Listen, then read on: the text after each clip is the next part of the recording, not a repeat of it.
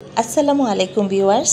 আজ আমি ফ্রিজ ছাড়াই সারা বছর কাঁচা আম সংরক্ষণ করার খুবই সহজ এবং সঠিক দুটো পদ্ধতি শেয়ার করব। ইনশাল্লাহ এই পদ্ধতিতে যদি কাঁচা আম সংরক্ষণ করেন তাহলে সারা বছর কাঁচা কচকচে আমের স্বাদ পাবেন। তো প্রথমে একটি হাঁড়িতে আমি হাফ লিটার পরিমাণ পানি নিয়েছি, তারপর সাথে দিয়েছি 2 টেবিল চামচ পরিমাণ লবণ। এখন লবণ পানির সাথে ভালোভাবে মিশিয়ে 3 থেকে 4 মিনিট পর্যন্ত আমি লবণ পানিটাকে ফুটিয়ে নেব, তারপর চুলাটা অফ করে দেব। এখন কাঁচা আম সংরক্ষণ করার জন্য আমি এখানে বেশ কিছু কাঁচা আম নিয়েছি। আর কাঁচা আম সংরক্ষণ করার জন্য অবশ্যই সবুজ কচকচে কাঁচা আমগুলোই সিলেক্ট করতে হবে। এখন সবগুলো কাঁচা আম আমি ভালোভাবে পানিতে ধুয়ে নিয়েছি এবং কিচেন টিস্যু দিয়ে আমের গায়ে যে পানিটা লেগেছিল সেটা ভালোভাবে মুছে নিয়েছি। তারপরে সবগুলো আমের খোসা ছাড়িয়ে নিতে হবে। আমি এখানে একটি পিলারের সাহায্যে সবগুলো আমের খোসা ছাড়িয়ে নিচ্ছি। আপনারা চাইলে এখানে ছুরি বা বটির সাহায্যেও এই কাজটি করে নিতে পারেন। তো সবগুলো আমের খোসা ছাড়িয়ে নিয়েছি। এখন আমি এখানে আমগুলো কেটে নেব। তো একটা আমি আপনাদের কেটে দেখাচ্ছি। আমটাকে প্রথম মাঝ বরাবর কেটে নিতে হবে, তারপর ভিতরের মাঝখানে যে আটিটা আছে সেটাকে ফেলে দিতে হবে। তারপর এভাবে একটু লম্বা স্লাইস করে কেটে নিতে হবে। খুব একটা বেশি মোটাও হবে না, আবার পাতলাও হবে না। আপনারা দেখে বুঝতেই পারছেন আমি কিভাবে কেটে নিচ্ছি। তবে আপনাদের পছন্দ অনুযায়ী যেভাবে খুশি সেভাবেই কিন্তু আমগুলো কেটে নিতে পারেন।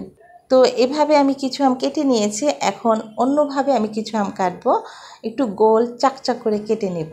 এটাও ঠিক আগের মতোই হবে, খুব একটা বেশি মোটাও হবে না, পাতলাও হবে না, ঠিক এমনভাবেই কেটে নিতে হবে। এবং মাঝখানে যে আটিগুলো আছে সেগুলোকেও ফেলে দিতে হবে। তো সবগুলো আম কেটে নিয়েছি। এখন আমি কাঁচা আম সংরক্ষণ করার জন্য এখানে একটি শুকনো পরিষ্কার কাচের জার নিয়েছি।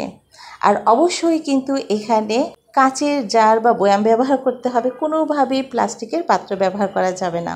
তো এখন আমি কাঁচা আম সংরক্ষণ করার প্রথম পদ্ধতিটা আপনাদের দেখাচ্ছি। বয়ামে বা জারের মধ্যে লম্বা করে যে স্লাইস করে রেখেছিলাম সে আমগুলো রেখে দিচ্ছি ঠিক এভাবে একটু একটু করে দিয়ে। তারপর আমি যে লবণ পানিটা ফুটিয়ে রেখেছিলাম সেটাকে ঠান্ডা করে আলাদা একটি পাত্রে আমি ছেঁকে নিয়েছি। এখন সেই পানিটা এখানে ঢেলে দিচ্ছি জারের মধ্যে। সম্পূর্ণ জারটা আমি ভর্তি করে পানিটা দিয়ে দেব। আর এমনভাবে পানি দিতে হবে যাতে সবগুলো আম এই লবণ পানির মধ্যে ডুবে থাকে। তারপর মুখটা ভালোভাবে আটকিয়ে রুম টেম্পারেচারে রেখে দিবেন। তবে রান্নাঘর থেকে অবশ্যই দূরে রাখার চেষ্টা করবেন, ঠান্ডা কোনো জায়গায় রাখবেন। এই যেমন ধরুন আপনি ডাইনিং টেবিলের এক পাশে রেখে দিতে পারেন। ফ্রিজে রাখা ঝামেলা ছাড়াই এভাবে এই কাঁচা আমটা সংরক্ষণ করতে পারবেন। ইনশাল্লাহ কোনো রকম নষ্ট হবে না, সারা বছর ঠিক এমন কাঁচা কচকচে আম খেতে পারবেন। ডিপ ফ্রিজে আম সংরক্ষণ করলে দেখা যায় সেটা কেমন যেন নরম হয়ে যায় কিংবা কালচে হয়ে যায়, ঠিক আগের মতো কাঁচা কচকচে থাকে না। যদি এভাবে সংরক্ষণ করেন দেখবেন একদম কাঁচা কচকচে আমই থাকবে। তো এখন আমি আপনাদের দ্বিতীয় পদ্ধতিটা দেখাচ্ছি। আমি যে গোল চাকচাক করে রেখেছিলাম সেই আমগুলো এই পাত্রে আমি দিয়ে দিচ্ছি। আর অবশ্যই কিন্তু এই কাচের পাত্রেই নিতে হবে। তো আমগুলো আমি রেখে মাঝখানে আবার কিছু পরিমাণ লবণ দিয়ে দিচ্ছি। এখানে লবণ দিয়ে এর উপর আবার বাকি আমগুলো আমি দিয়ে দিচ্ছি। তারপর এখানে আমি বিশুদ্ধ খাবার পানি দিচ্ছি, মানে আমরা যে পানিটা সবসময় খেয়ে থাকি সেই পানিটা আমি দিয়ে দিচ্ছি অর্ধেক এই বয়াম পর্যন্ত। আর বাকি অর্ধেক আমি এখানে হোয়াইট ভিনেগার দিয়ে ভর্তি করে দিচ্ছি। আর এই হোয়াইট ভিনেগার বা সাদা সিরকাটি আমার ঘরে তৈরি। দোকানের মতো পারফেক্ট হোয়াইট ভিনেগার কিভাবে ঘরে তৈরি করবেন সেই ভিডিওটি আমার চ্যানেলে দেওয়া আছে।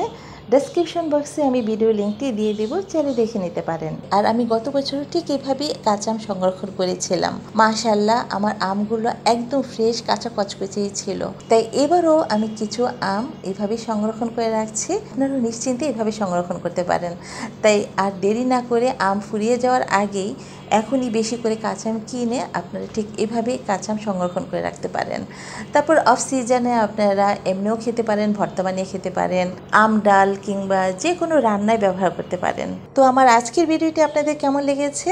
একটু হলে যদি ভালো লেগে থাকে তাহলে লাইক শেয়ার কমেন্ট করতে কিন্তু অবশ্যই ভুলবেন না, এবং চ্যানেলটি সাবস্ক্রাইব করে নিয়মিত চ্যানেলের সাথেই থাকবেন। সবাই ভালো থাকুন, সুস্থ থাকুন এবং নিরাপদে থাকুন। আল্লাহ হাফিজ।